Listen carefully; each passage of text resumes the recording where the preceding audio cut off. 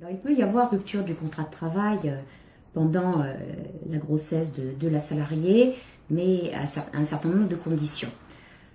En ce qui concerne la période d'essai, la salariée n'est pas protégée, l'essai pouvant donc être rompu à tout moment dans les mêmes conditions que pour tout salarié.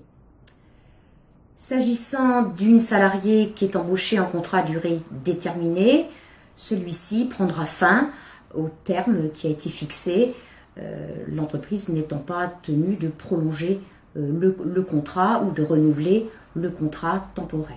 Concernant le licenciement de la salariée embauchée en contrat à durée indéterminée, la loi a prévu une protection contre la rupture.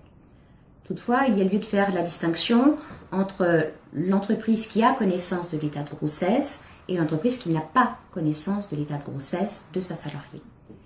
Lorsque la salariée est licenciée, alors que son employeur ignore son état de santé, elle a la possibilité, dans les 15 jours qui suivent la notification de son licenciement, d'adresser à son employeur un certificat constatant son état de grossesse.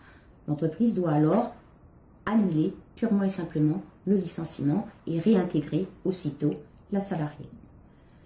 S'agissant d'une entreprise qui a connaissance de l'état de santé de sa salariée, aucun licenciement ne peut être prononcé.